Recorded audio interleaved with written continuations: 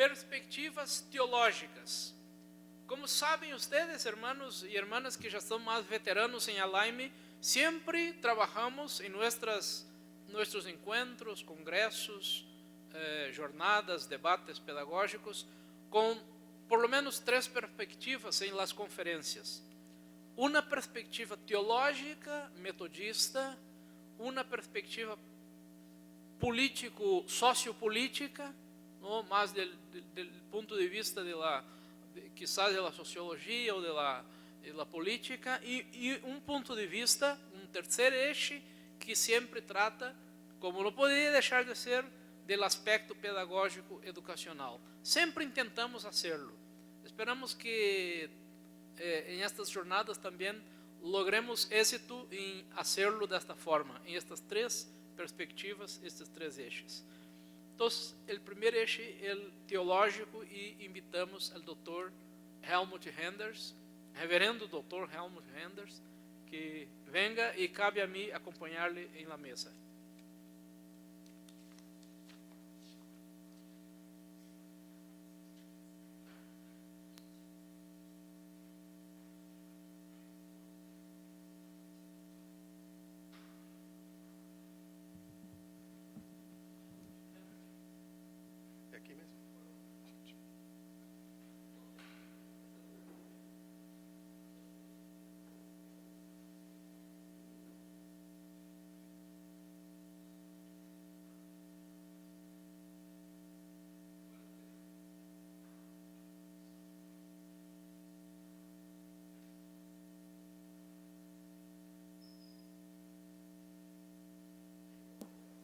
Hola. Muy bien. Una breve presentación de Helmut Henders.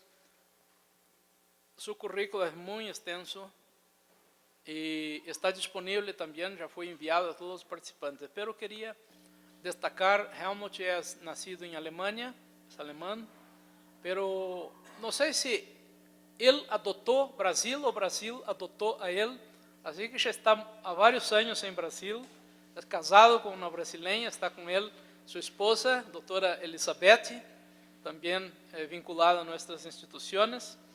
Y Helmut tiene su formación en teología por la Escuela de Teología de Reutlingen, en Alemania, y también por la Facultad de Teología de la Iglesia Metodista de Brasil, de Rudy Ramos.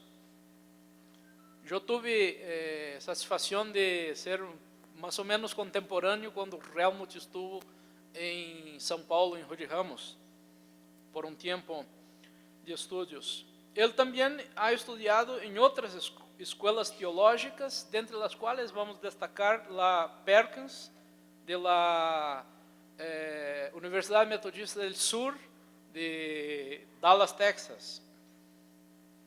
Una institución vinculada también a la Iglesia Metodista. Helmut tiene una maestría y un doctorado en Ciencias de la Religión en la área de Teología, por el programa de posgrado en Ciencias de la Religión de la Universidad Metodista de São Paulo, con postdoctorado también en la área por la Universidad Federal de Juiz de Fora, Minas Gerais, Brasil.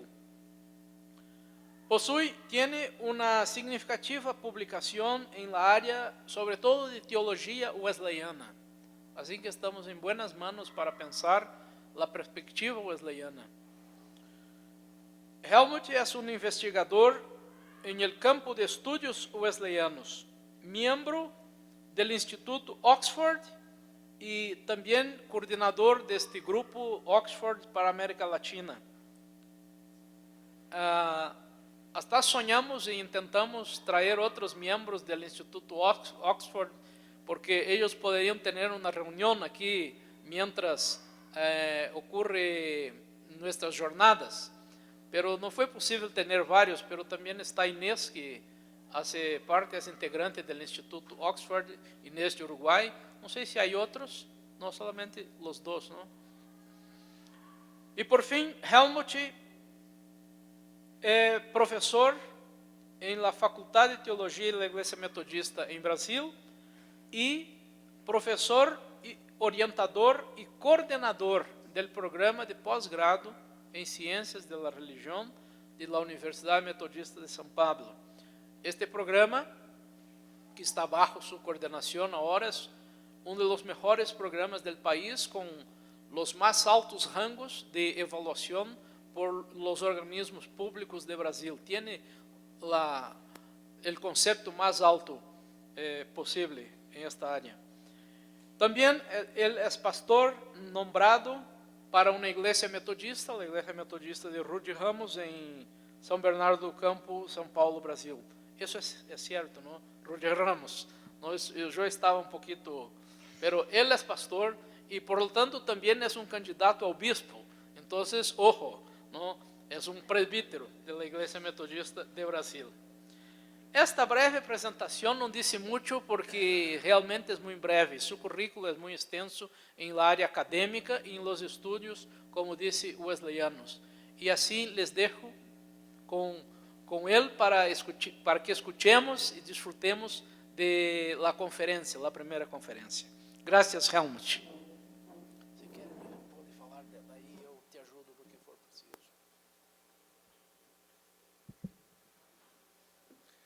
Muitas gracias. Muita responsabilidade. Eu gostaria de falar inicialmente algumas palavras em português. Él va a hablar un poquito en portugués, pero yo le voy a ayudar si es necesario. Hoje nós andamos pouco na cidade de Puebla. Andar un poquito por Puebla. E o taxista... No creo que sea necesario, Helmut. Hable despacito que todos compreendem. E o taxista, nos perguntamos ao taxista qual é a idade desta cidade.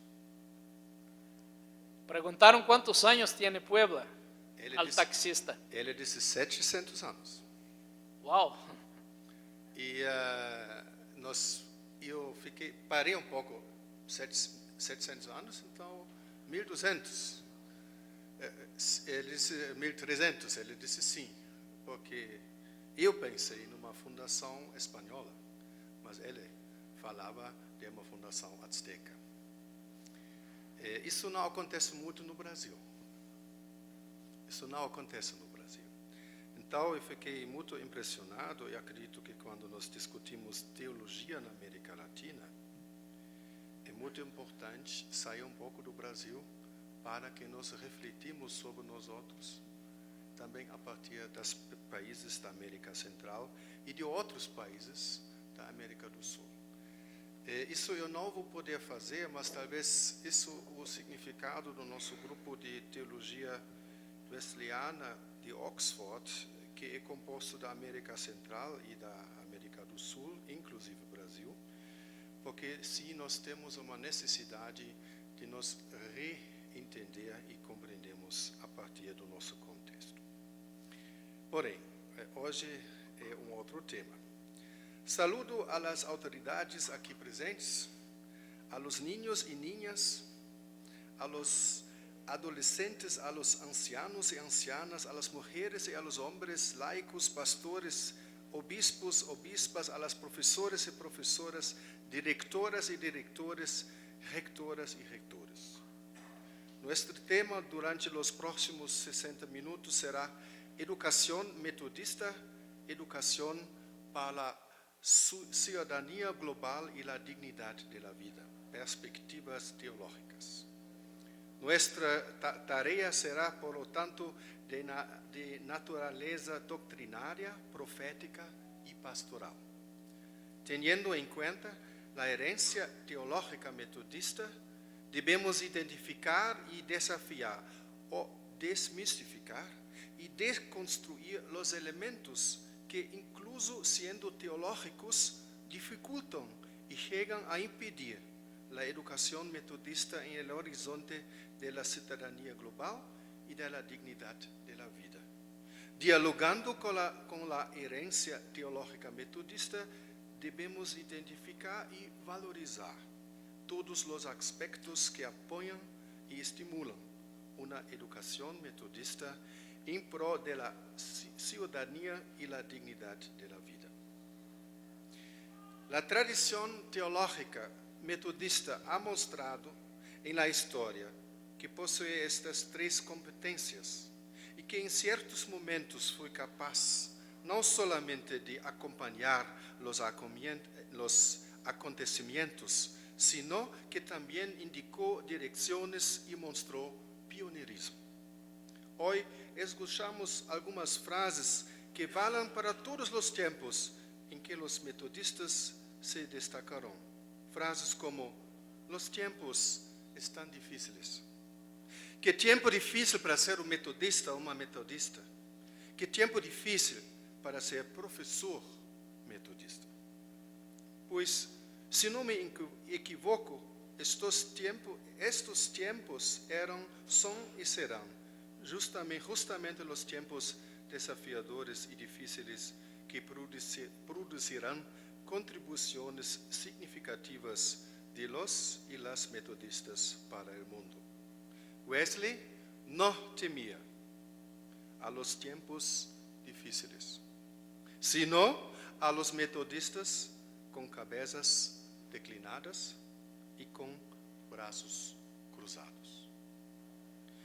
Diante de los desafios, Wesley buscava companheiros e companheiras com mentes abertas, corazones abertos e braços abertos.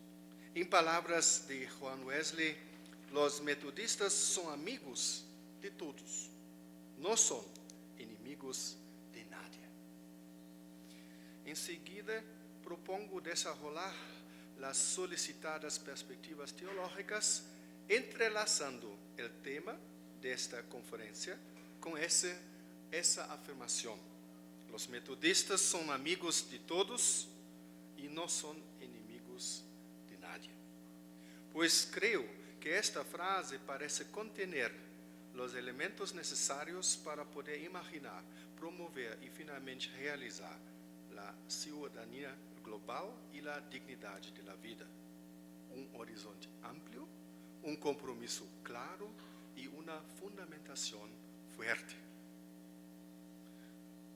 Em la superação da enemistad por la amistad, del rescate de uma teologia da cruz wesleyana no mérito sacrificial ou de la acogida incondicional, resgato a base soteriológica da expressão los metodistas são amigos de todos, não são inimigos de nadie. Em la ética del amor al enemigo e la hospitalidade como amor para com el extranjero, ejemplos de uma ética no mérito sacrificial e da la acogida incondicional, recuerdo que, depois de ser traduzido, entre outros, como uma atitude hospitalária com o estrangeiro ou estando incondicionalmente aberto ao estranho, este elemento novo da ética de Jesus favorece e sustenta a cidadania global como encontro aberto e corresponsável. Deu para entender? Sim? Sou muito agradecido. Quem crê que a afirmação "los metodistas são amigos de todos e não são inimigos de nadie" é uma expressão de uma concepção idealizada ou liberal do ser humano, da história ou da vida, ou não assumiu uma perspectiva teológica. Em termos bíblicos teológicos, a expressão pertence unicamente à doutrina da salvação, mais precisamente como uma das teorias da expiação, dentro da teologia da cruz.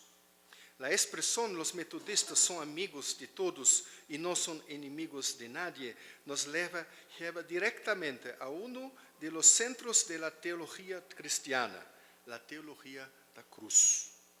Porque em nenhum outro lugar se expressa de forma tão radical, universal, desinteressada e comprometida a atitude de Deus Padre, mediante o Hijo, através do Espírito, em relação com o cosmos, entre outros, conosco.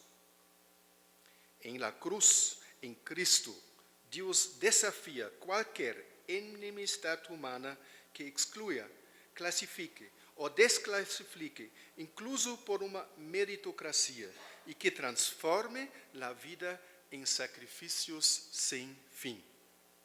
Em la cruz, em Cristo, Deus revela sua mente divina aberta, seu coração divino aberto, seus braços divinos abertos.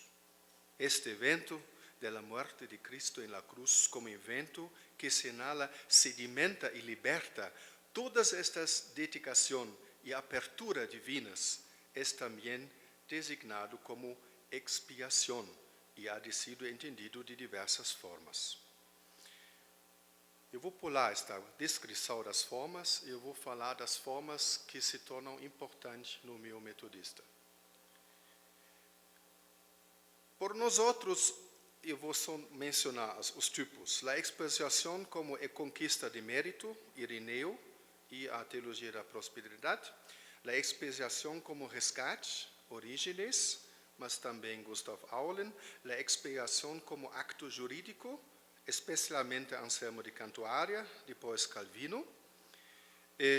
A expiação como declaração performativa del amor, Abelardo, Ritschl e alguns teólogos metodistas. A expiação como martírio, que seria a teologia da libertação, eventualmente Albert Schweitzer.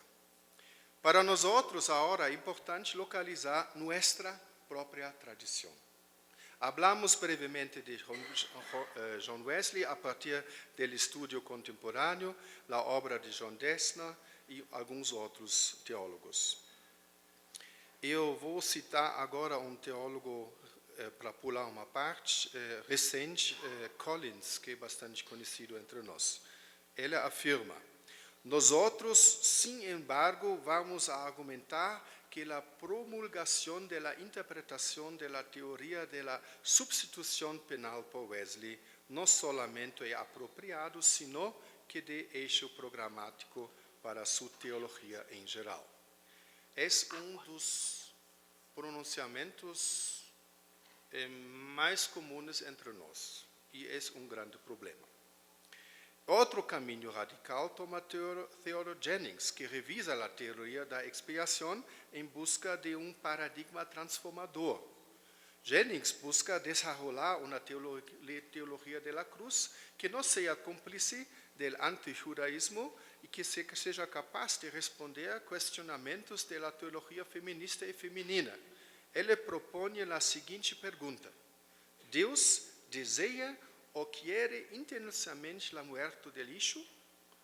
A lo largo do texto, afirma lo que eu considero em meu texto como a necessidade da superação do paradigma mérito sacrificial. Henry Maddox mostra a proximidade a esta posição, sin embargo, formulou com mais cautela. Lo que quero dizer com este pequeno parágrafo é que, a partir de Dessner, se sedimentou em la investigação norte-americana de pós-guerra e hasta a época contemporânea ênfase em la interpretação de la cruz que tem muito que ver com lo que também me parece ser a opinião geral de alunos e alunas em la teologia no Brasil. E isto independente de sua confissão e denominação. A preponderância da clave hermenêutica católica ou calvinista em la interpretação da cruz de Cristo.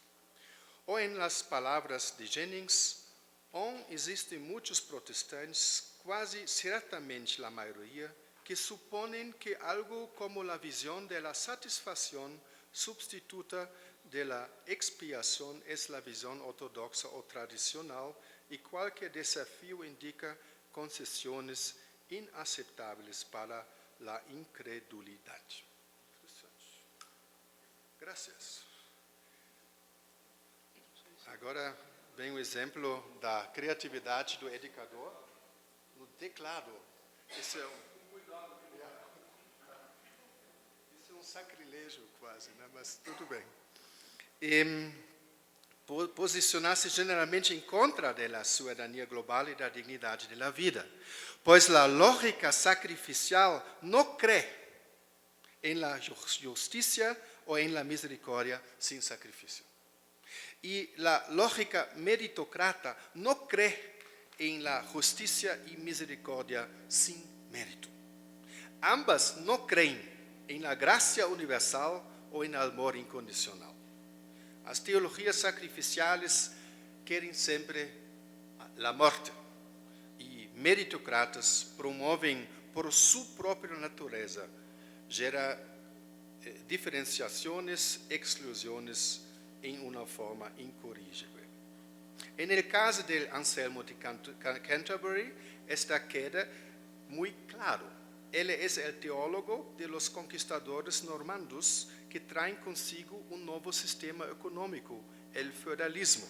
Sua teologia da honra herida de Deus, que requer a morte como recompensa, não é nada mais e nada menos que uma tradução direta das relações feudais reais em la esfera da relação entre Deus e a humanidade. Herir a honra del Senhor de feudo foi sempre pagado com a morte. E nós transformamos isso em teologia. Agora se necessita veemente contrariar o hecho de que a teologia sacrificial ou a teologia del mérito sejam as únicas teologias relevantes ou tradicionalmente presentes ou futuramente deseáveis em la teologia metodista norte-americana ou latino-americana. Temos raízes e experiências no passado que representam nada menos que verdadeiras revoluções em contra da matriz mérito sacrificial e que olvidamos ou não promovemos na atualidade. Então, é tarea da teologia resgatar estas perspectivas alternativas em busca de horizontes novos. Encontrei estas perspectivas contestárias da matriz mérito sacrificial em textos do passado e especialmente, aunque alguns puedan surpreender-se, em textos doctrinales e oficiais das missões e igrejas metodistas de língua espanhola e portuguesa e parcialmente em textos metodistas de los Estados Unidos. Em relação a Wesley, devemos mencionar seu comentário em las notas do Novo Testamento, seu comentário em relação com 2 Coríntios 5, que o mundo é reconciliado com Deus, sendo ele antes em estado de enemistade para com Deus, é claramente não Anselmo. Neste sentido, as notas mostram certa ambiguidade. Eu pulei uma citação. Mientras que em seu comentário a Colossenses 1:21 se refere solamente ao ser humano como alienado e hostil. Como primeiro exemplo, apresento um texto de 1956, originalmente escrito em 1951. Observe como neste manual de membresía por niños ou adolescentes se refere a los inimigos, al pecado, al sufrimiento y al amor. Dios podría haber salvado a su hijo, así como también hacer que el plan de los enemigos falara. Pero Dios no fuerza a los hombres, ni siquiera para salvar a su muy amado hijo. Sin embargo, les mostró a los hombres a través de la muerte de Jesús cuán terrible es el pecado. Y a través de Jesús, Dios les mostró a los hombres cuánto amas a sus hijos. Mientras Jesús sufría a manos de los hombres pecadores hasta la muerte de cruz, Dios sufría también por sus hijos pecadores. Dios los buscó con amor para ayudarlos, llamarlos para sí y salvarlos de sus pecados. Los que encontramos aquí no es Anselmo, no es Calvino, sino la teología de la reconciliación paulina, que destaca la superación de la enemistad humana por la amistad divina o por el amor de Dios. Es esta la teología de la cruz que da origen a la frase: los metodistas son amigos de todos y no son enemigos de nadie. Esta teología de la cruz que representa la razón última de este posicionamiento. La muerte de cruz señala el amor en su mayor radicalidad, el amor hacia los enemigos. En ningún otro lugar resulta más evidente la sustitución de la teología sacrificial por la teología paulina de la reconciliación que en un cambio del texto del segundo artículo de la religión en las misiones españolas y portuguesas. Eu vou ler agora o segundo artigo da religião, na versão portuguesa, mas ele existe também em espanhol. O texto é o seguinte: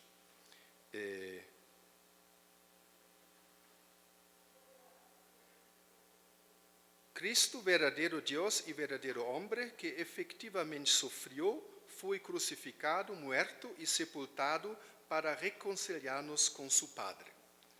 Isso é paulino. O ponto é, o inglês não é só assim. No inglês, no original, nós temos Deus foi reconciliado conosco. Por favor, traduzir isso. Perfeito, entendem? Ou seja, qual é o problema? No original inglês nós temos Anselmo. O problema é Deus. Deus é ferido. Alguém tem que morrer para apagar a ira de Deus. E por causa disso o filho tem que morrer. O problema não somos nós. O problema é Deus. Já na teologia paulina é muito claro. O problema somos nós, não Deus. E isso os metodistas, nas missões da Igreja Metodista Sul, mudaram no seu segundo artículo. E não é esse assunto em nenhuma dissertação teológica. Isso é uma das mudanças mais radicais do início da missão metodista. E os brasileiros mantiveram esta mudança. E as missões, por exemplo, de México, não. Porque com a reunificação da Igreja Metodista Sul e da Igreja Metodista Episcopal, voltou o padrão do Norte. Ou seja, mudou de novo, Deus é reconciliado conosco no segundo artigo da religião.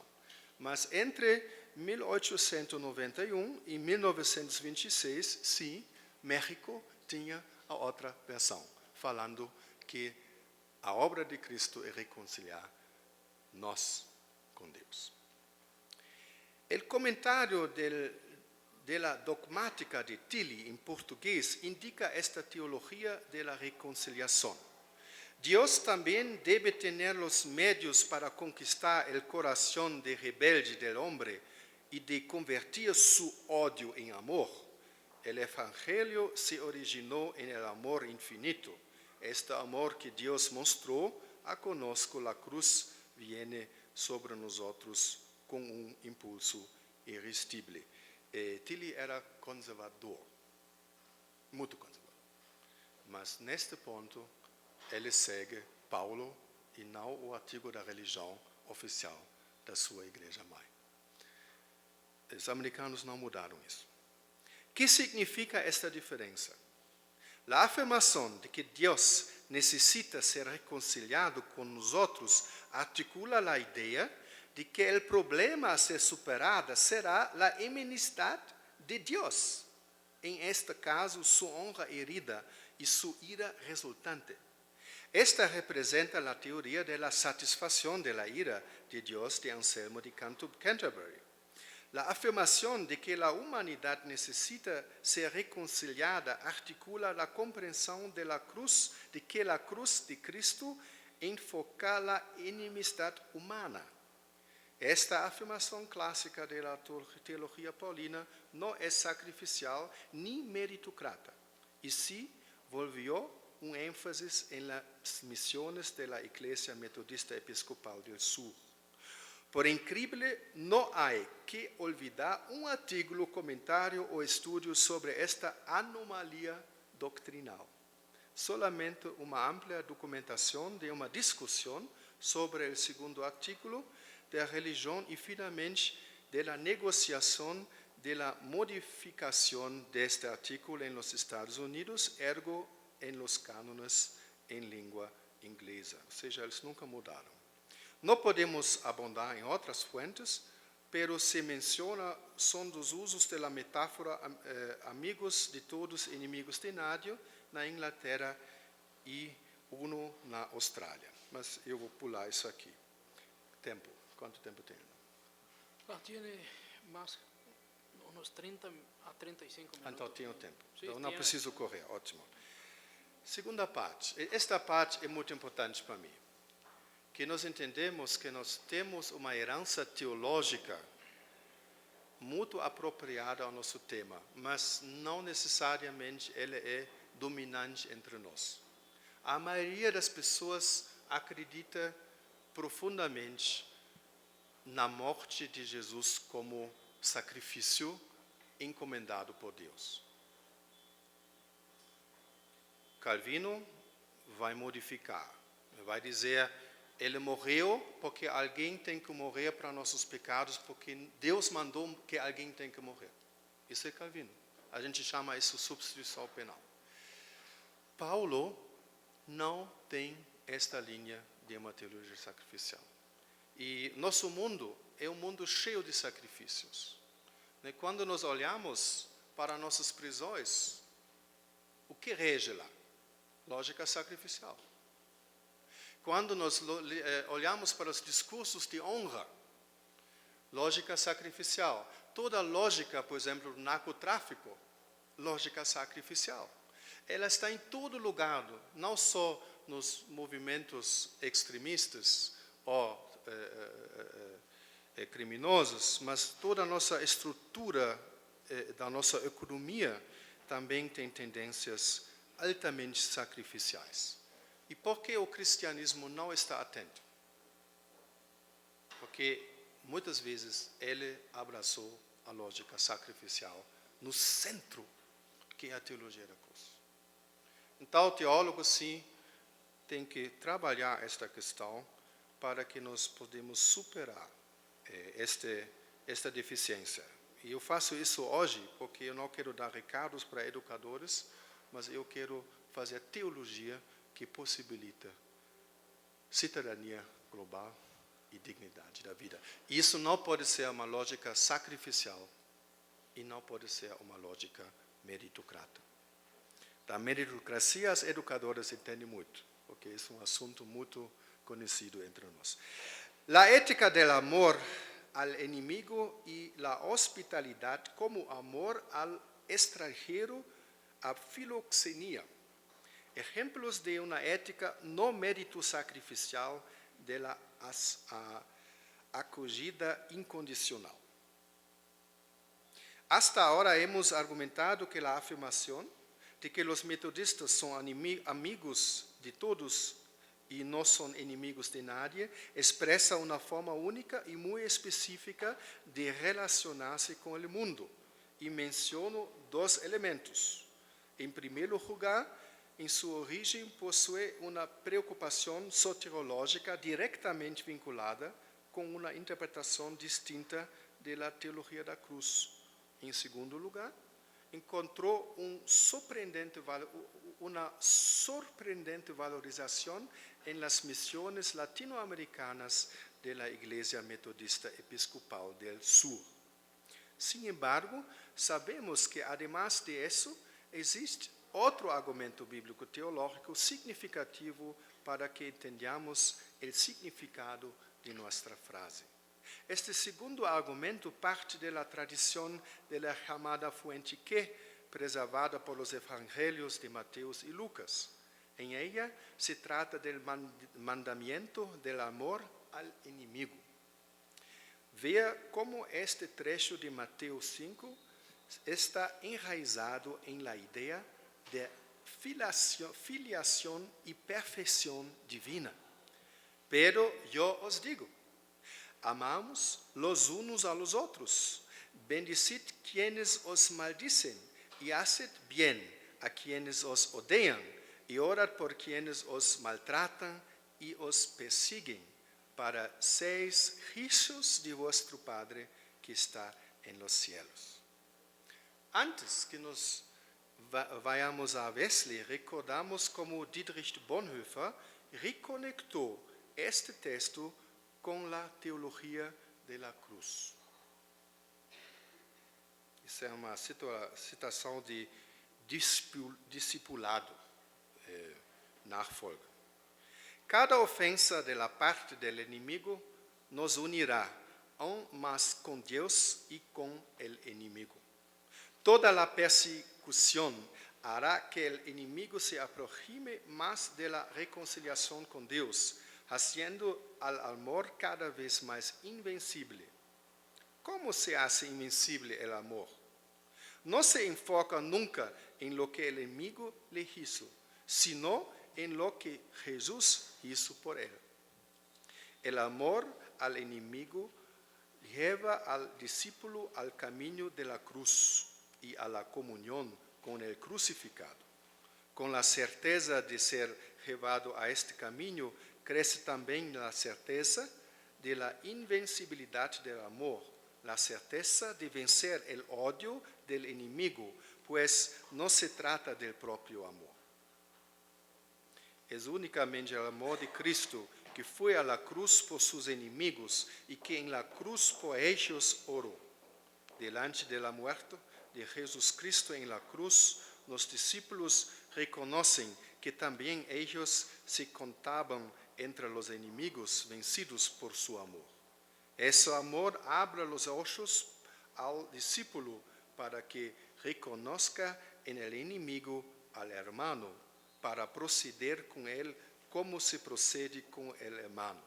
¿Por qué?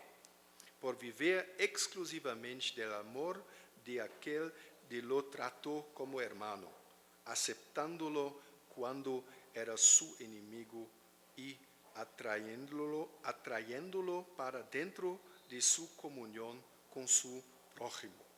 El amor abre al discípulo la visión de la manera que ve también al enemigo incluido en el amor de Dios, que ve al enemigo bajo la cruz de Jesucristo. Todos saben que este texto, escrito originalmente en 1937 con el título Nachfolge, que significa literalmente seguimiento o el seguir, fue producido como manual espiritual para los seminaristas de un seminario teológico luterano clandestino, en un ambiente altamente hostil a las ideas como la ciudadanía global o la dignidad de la vida sin excepción. Bonhoeffer traduce, en mi opinión, lo que Juan Wesley decía en su época cuando afirmó: los metodistas son amigos de todos y no son enemigos de nadie. Vamos entonces a investigar cómo el tema aparece en los escritos de Juan Wesley. El aspecto de la corresponsabilidad con el mundo, inclusive un mundo hostil habitado por enemigos, es un aspecto importante que aparece desde su colección de oración formulada para cada día de la semana, de 1733. En este guía de oración aparece 7 veces el tema de la intercesión por los enemigos, inclusive en las oraciones de abertura y de conclusión de esta obra. Obviamente se trata de una realidad que requiere una respuesta dentro del espíritu salvífico defendido por Juan Wesley. Agora, oración. Envía tu bendito espíritu para el corazón de esta nación pecaminosa y haznos un pueblo santo. Despierta el corazón de nuestro soberano, de la familia real, del clero, de la nobleza, para que ellos sean felices instrumentos en tus manos, promotores de tus buenas obras. Sé generoso con las universidades, con la nobleza rural y la gente común de estas tierras. Concede que sus dificultades en la fe les proporcionan paciencia. Cambina los corazones de mis enemigos y dame la gracia de perdonarlos, así como tú nos perdonas por la obra de Cristo. Guía de oração, 7 vezes por semana. Isso muda o coração. En el cotidiano de la predicación, el tema aparece de la siguiente forma. Llegamos en Saint-Yves alrededor de las 2 de la mañana. A las 5 prediqué sobre armar a sus enemigos. Y en Gueñap, por la noche, sobre todos los que practican la voluntad de Dios en Cristo Jesús sufrirán persecuciones. El motivo del amor hacia los enemigos que nos persiguen entró también en la descripción del carácter de un metodista.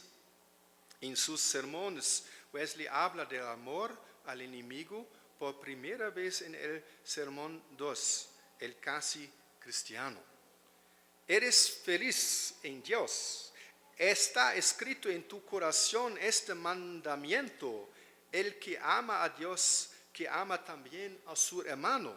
Amas pues a tu hermano como a ti mismo. Amas a todos los seres humanos, incluyendo a tus enemigos. A los enemigos de Dios, como a tu propia alma y como Cristo te amó. La voluntad y la capacidad de practicar el amor a los enemigos es aquí un criterio para ser cristiano, o para distinguir al casi cristiano del cristiano verdadero. Wesley también articula la superación de la enemistad por la amistad, también como superación del mal por el bien, o del mal por la benevolencia. Una aplicación se refiere a la relación entre las confesiones. Según Wesley, la benevolencia lleva al respeto y a la tolerancia de la diversidad cristiana, siendo que las palabras de Jesús, manso y benevolente, impiden el uso de la palabra como veneno, inflamando en los corazones de cristianos al uno contra el otro. Wesley encuentra en Pablo la superación del espíritu de odio o de enemistad entre hermanos. Pero ¿cómo este espíritu puede marcar a un discípulo o a un ministerio de Jesús benevolente? San Pablo obtenía un temperamento mejor cuando se alegraba siempre que Cristo era predicado, incluso por aquellos que eran sus enemigos personales. La superación de la enemistad por la benevolencia es siempre un ministerio resultante del don de Dios en Wesley, que alimenta la perseverancia y la esperanza cuando no somos inmediatamente capaces de desarmar la lógica y la angustia de aquel y aquella que fue ensinada, quotação, ensinada a preferir el sacrificio en lugar de la misericórdia. Wesley parte do princípio que tem na sua época, eu parto do princípio da nossa época, tem muita gente que foi ensinado a preferir o sacrifício em lugar da misericórdia. E um dos grandes desafios na educação teológica é virar isso e mostrar que este caminho leva só a uma sociedade que quer sacrifício. Se ustedes não amam a Deus, citação, se ustedes não amam a Deus e a toda a humanidade, ustedes no fueron renovados en la imagen de Dios. Ustedes no fueron santos como yo soy santo. Su alma no es sedienta por nada en esta tierra, a no ser apenas por las cosas de Dios, del Dios vivo. Él tiene mucho amor para toda la humanidad y está siempre pronto para dar su vida por sus enemigos. Apenas aquel que en este espíritu hace el bien a todos los hombres deberá entrar en el reino de los cielos. Y aquel que siendo por este motivo menospreciado y rechazado por los hombres, siendo odiado, reprobado y perseguido, se regocija y está extremadamente feliz, sabiendo en quién ha creído. Un sermón de Wesley. En la aplicación práctica, el tema reaparece también en los discursos antibélicos. Oh, amor por el dinero, la raíz de todo mal. Ama a Dios, ama a su prójimo, ama a sus enemigos. Y es de conocimiento de todos y todas aquí que Wesley hubiese traducido ese apelo en un ministerio para el cuidado con prisioneiros de guerra franceses, en un cierto momento de su vida. Amar al enemigo es el aspecto más radical del principio fundamental, amar a la humanidad. Por este tema, esta orientación de la búsqueda por una perspectiva teológica wesleyana capaz de orientar y sustentar la ciudadanía global y la dignidad de la vida, abre todas las puertas necesarias. Según Juan Wesley, Dios ama a la humanidad, o en la expresión tanto de Juan como de Carlos Wesley, Dios es simplemente el amito de las vidas. Parte de este amor a la humanidad es también la capacidad de reconocer virtud en personas de otras matriz religiosa o no religiosa, personas a las cuales Wesley se refirió como santos del mundo. Una forma de vivenciar el amor a la humanidad potencialmente hostil era la hospitalidad. La palabra griega filoxenia es compuesto por filos, amor fraternal, y xenos, isso é o estrangeiro, el extranjero. La acogida del extranjero en la propia casa era un acto opuesto a la xenofobia, ao ódio o à rejeição do estrangeiro. El miedo de los extranjeros o el odio a los extranjeros. El término aparece por primera vez en la lista de dones y ministerios de Paulo, según Romanos 12, y 1 Corintios 4:12. Después, en 1 Pedro, Tito, Lucas e Mateus, ou seja, em textos da segunda geração. Isso é 80 anos depois de Cristo, adelante. En esta época, a filoxenia, hospitalidade, a filoxenia é descrita como virtude essencial do episcopado. Temos bispo aqui. Então, uma das virtudes essenciais, vários bispos, é a hospitalidade no sentido de filoxenia. Ou seja, não somente convidar seus amigos, mas também convidar os estrangeiros, aqueles que são potencialmente meus inimigos. Como algo que deve ser preservado. Então, em esta época, a filoxenia é descrita como virtude essencial do episcopado, Titus 1:8, como algo que deve ser preservado, Hebreus.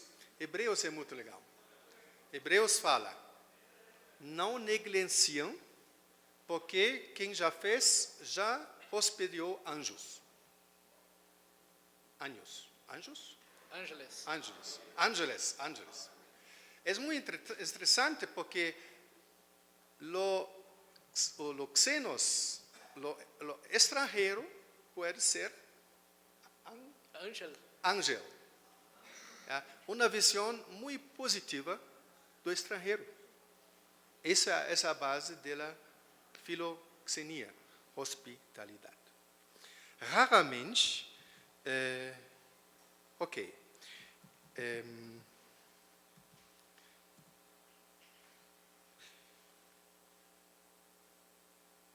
em termos gerais, Wesley associa a Mateus 25:35 em sua reinterpretação das obras de misericórdia e obras de piedade, ampliamente introduzida em la teologia anglicana e transversal em las obras de Wesley.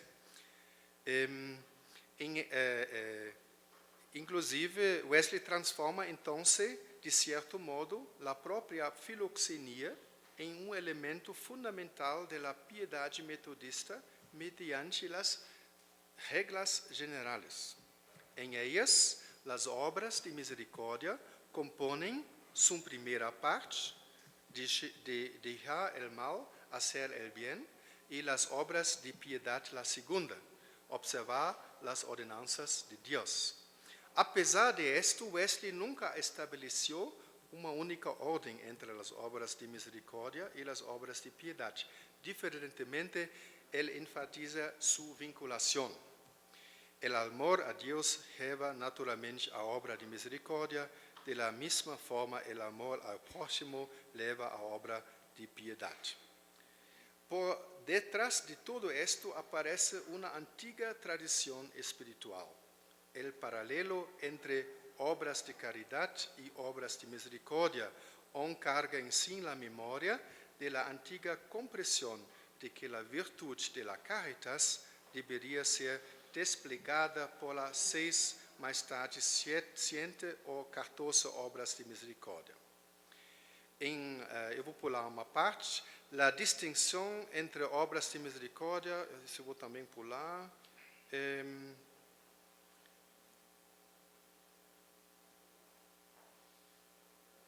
Vou já fazer próximo. O tema da amistade como forma de relacionar-se com o mundo se encontra também em textos metodistas latino-americanos. Na citação seguinte, o tema parte de livro de Washington Gladden, pioneiro do Evangelho Social. O texto é do Expositor Cristal, uma revista metodista brasileira. Tradução. La religión es amistad. Amistad en primer lugar con el grande compañero que Cristo nos prometió, que está siempre bien cercano a nosotros y cuya inspiración y auxilio son los hechos más importantes de la experiencia humana. Espíritu Santo.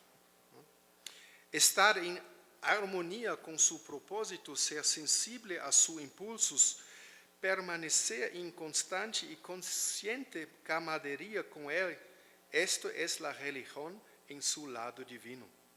También mirando al hombre, amistad es la suma de la religión. Ser amigo de todos, permear todas las relaciones humanas con este espíritu de amistad. ¿Habrá cualquier cosa más que los mejores y más sabios puedan esperar alcanzar? Si la Iglesia aceptará esta verdad, religión es amistad, si levantará su vida sobre ella y la hiciera central y orgánica en su enseñanza, entonces veríamos un gran reavivamiento de la religión.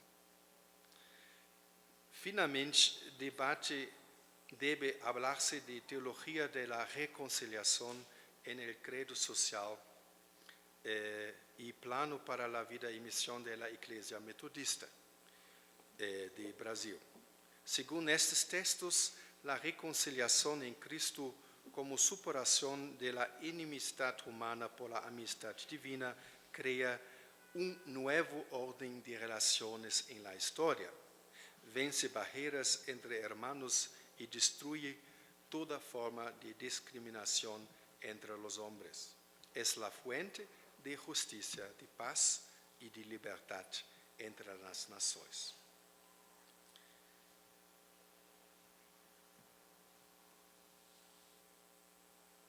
necessitamos estar muito atentos a esta questão. Nuestras teologías de la expiación, mientras que destacan la importancia del sacrificio o del mérito, tienen pocos recursos para articular la dignidad de la vida sin distinción, porque ambos no logran dignificar toda la vida con la radicalidad necesaria.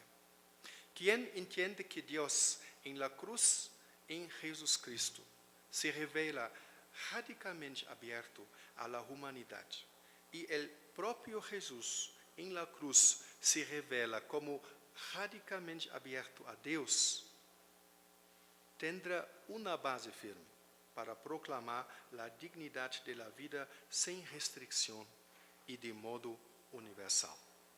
Porque la reconciliación en la cruz es el anuncio de la superación de la enemistad del cosmos y de cada para con Dios, bien sea por hechos mera indiferencia o desconocimiento, por la amistad radical del Emmanuel, del Dios con nosotros. Yo me sentiría mucho satisfecho si nuestras escuelas y universidades metodistas supieran traducir la afirmación: los metodistas son amigos de todos y no son enemigos de nadie, en propuestas que sean diferentes de las que están basadas en lógicas mérito-sacrificiales. Para llegar juntos a este punto, la Iglesia Metodista, como las iglesias metodistas como mantenedoras de las instituciones metodistas, deben cumplir su tarea y decidir revisitar sus propias perspectivas teológicas y testar hasta qué punto ellas le dan sustento a la propuesta de un pueblo que afirme: los metodistas son amigos de todos y no son enemigos de nadie. Hay una discusión amplia en la educación sobre la meritocracia que requiere nuestra atención también, y ahí nos podemos hacer a ponte. Finalmente, solamente lograremos articular la defensa incondicional de la dignidad de la vida y de la ciudadanía global como intercambio corresponsable y correspondiente si sabemos soñar, imaginar, vivenciar y enseñar hasta que logremos la superación de la enemistad por la amistad. Porque seamos metodistas, amigos de todos y enemigos de nadie. Muchas gracias.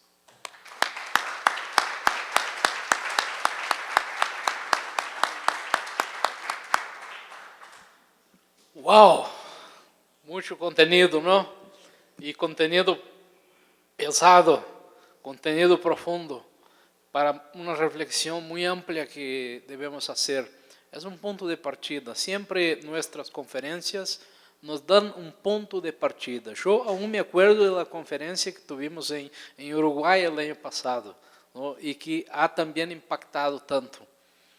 Yo quería comentar muy rápidamente y después voy a abrir la palabra a todos los participantes. Y ya hago como un primer comentario para que después Helmut pueda reaccionar. Hay una expresión de Wesley que circula y en general se utiliza mucho estas frases, ¿no?, de efecto de Wesley. Y circula mucho esta expresión de Wesley: haga todo bien que pueda, de todas las formas que pueda, en todos los lugares que pueda, en todos los momentos que pueda, a todas las personas que pueda, mientras siempre haga el bien. No necesito hacer la traducción al portugués porque está perfectamente comprensible. Pero les quería comentar que quizás nadie de Brasil o pocas personas de Brasil saben que el colegio más antiguo metodista en Brasil, el Colegio Piracicabano, tuvo por un tiempo, su lema principal es id ensinad, id y ensinad, la grande comisión, pero tratando de enseñanza, ¿no? Id y ensinad. Pero por un tiempo el lema del colegio fue hacer el bien por amor al bien, que tiene que ver con eso, hacer el bien por amor al bien. Y esto era muy insertado en el trabajo de las misioneras de Estados Unidos y, bueno, la fundadora del colegio, Miss Martha Watts, y otras misioneras que vinieron después, en sus historias de vida, en su contexto de trabajo, en sus correspondencias con la Junta de Mujeres de Estados Unidos, se puede sacar cosas preciosas de cómo ellas eran amigas de todas y no enemigas de nadie. Y cómo hacían cosas que hasta contrariaba el status quo de una sociedad liberal, y podríamos decir hoy de una sociedad neoliberal. ¿Y qué hacemos nosotros para contrariar este status quo de una sociedad que nos determina a sermos enemigos de todos? Hay un dicho árabe que dice: yo contra mi hermano, yo y mi hermano contra inimigos, y va ampliando esto, siempre pensando que alguien es un inimigo. Parece-me que esta ponencia, esta conferencia nos trae un gran desafío de intentarmos buscar hacer el bien por amor al bien, siendo amigos de todos. Abro la palabra para comentarios y para preguntas. Bueno, yo quiero primero felicitar a quien organizó este encuentro por invitar a Helmut que nos trajera este mensaje que de verdad nos habla del metodismo, de las cosas que nos desafían y de qué forma nosotros podemos en 2015 hacer una relectura del mensaje wesleyano en nuestras instituciones, en el lugar donde están cada una de ellas. Yo sé que no es fácil, porque muchas veces nos cuesta sentarnos a pensar sobre este tipo de contenido que trajo Helmut, pero propongo que creo que va a estar este texto expuesto, que lo puedan estudiar y sacarse dudas y conversarlos con sus directivas y pensarlo en la planificación para el futuro de cada universidad y de cada colegio metodista que está aquí. Tanto Helmut como yo participamos del Instituto Oxford, que es un grupo de teólogos, historiadores e historiadoras metodistas que se reúnen cada 5 años y que comparten sus trabajos. Existe el Instituto Oxford para América Latina que nosotros estamos tratando de llevar adelante, pero queremos en la última justamente en Uruguay, en el último encuentro, sentimos el desafío de comenzar a compartir con ustedes justamente algunos de nuestros trabajos para que ustedes puedan darse cuenta como instituciones metodistas de la importancia que tiene el mensaje metodista, la teología metodista para el momento actual. O sea, no tengo una pregunta, solo tengo que afirmar y felicitar a la organización por esta iniciativa. Muchas gracias. Gracias, Inés. Juan Carlos, después Obispo Bravo. ¿Cómo? Sí, es un comentario. Lo mío es demasiado modesto para merecer el frente, así que lo puedo decir de acá tranquilamente. Primero, cuando Helmut hace la mención de Bonhoeffer, me acuerdo la expresión de él en Vida en Comunidad, donde dice que a Jesús no lo vemos, pero lo vemos solamente en la cara del prójimo, en la cara del hermano. Entonces, ¿dónde puede haber enemistad? ¿Dónde puede haber odio? ¿Dónde puede haber incomprensión? Si en el otro que se me acerca veo la cara de Jesús. Y la segunda cosa, yo estoy en un colegio que se llama Schweitzer y me he visto obligado a releer algunas cosas de Schweitzer, un personaje olvidado que fue popular hace unas décadas, y la teología de Schweitzer es reverencia por la vida, por todo tipo de vida. Así que tiene unos atravesamientos y unas relaciones enormes con esto que oíamos hoy acá, y creo que es un pensamiento teológico que comprende la reverencia por todas formas de vida, no solamente la humana, y que es una teología interesante de revisitar y revisitar aquella figura heroica, aquella figura capaz de atraer el corazón y la mente de nuestros estudiantes, ¿no? Este año no es la fecha de un cumpleaños de Schweitzer, de su muerte, sí, 50 años. Obispo Bravo. Bueno, yo quiero hacer esta pregunta. Se supone que una persona atenta contra mi persona, se vuelve mi enemigo. Lo más lógico sería odiarlo, odiarlo y odiarlo.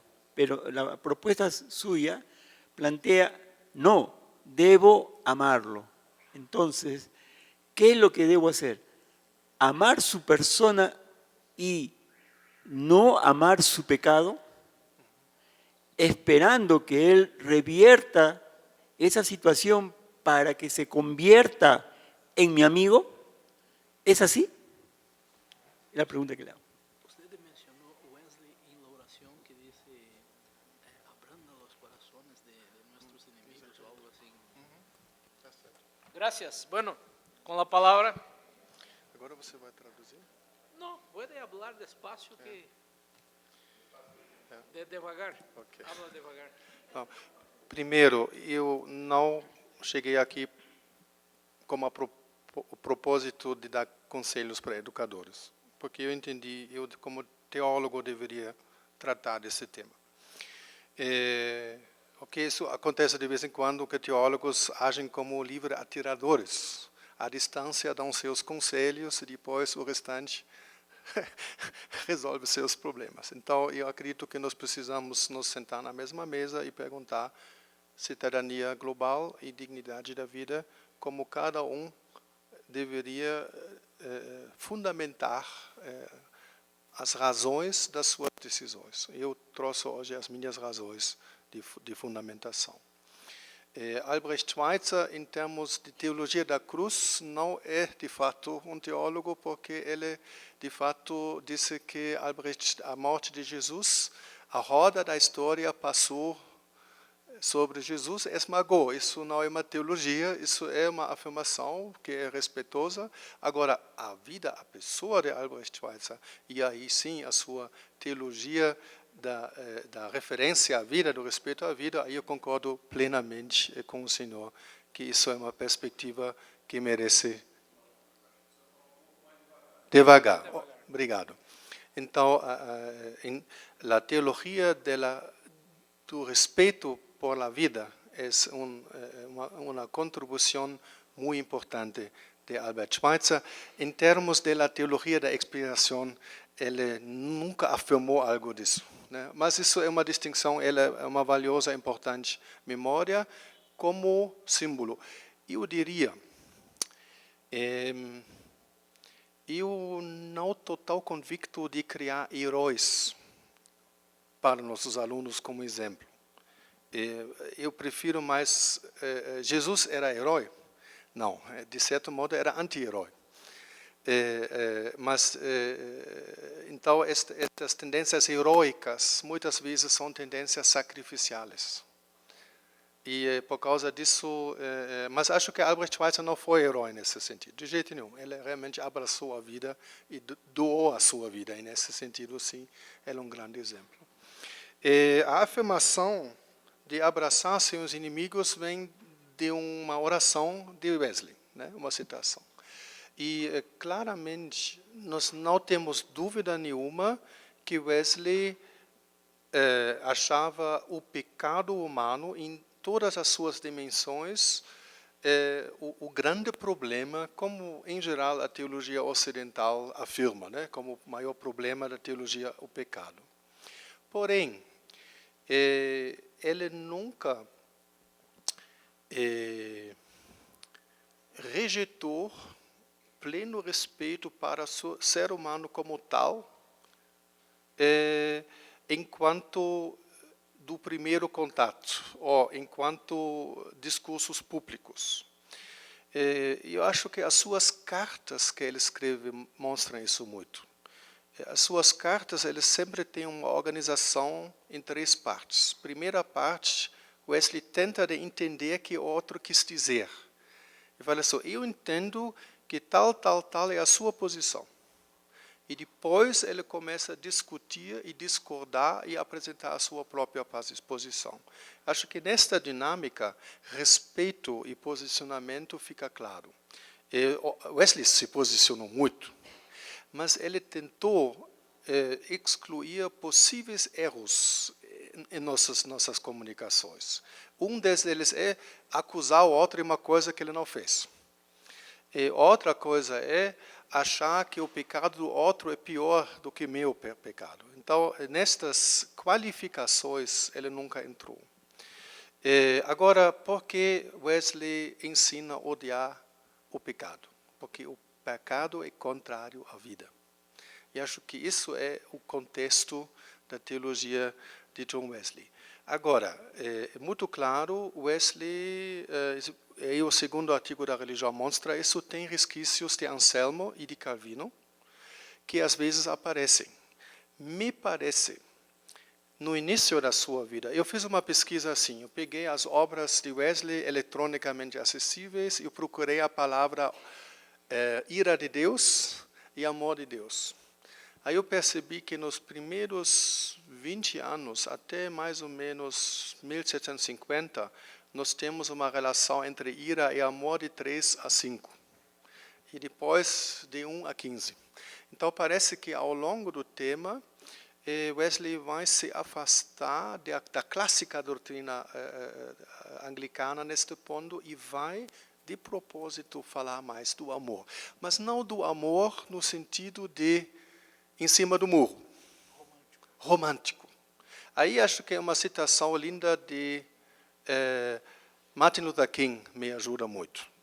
Martin Luther King foi uma vez perguntado, depois de uma pessoa colocou uma bomba na casa dele que explodiu. Então a cena é policiais brancos em frente da casa dele, uma multidão de afro-americanos irritados e uns jornalistas ao redor. E um jornalista fez a pergunta, agora o senhor ainda ama os seus inimigos? E a situação era complicada, porque, de repente, esta multidão poderia atacar os policiais.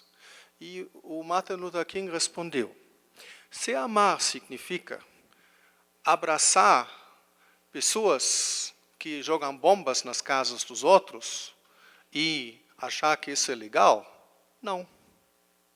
Mas se amar significa tentar entender o que faz uma pessoa jogar uma bomba na casa do outro, eu amo esta pessoa. E eu acredito que este amor é o único amor que vai transformar este mundo. Bom, ela tem a referência da sua vida.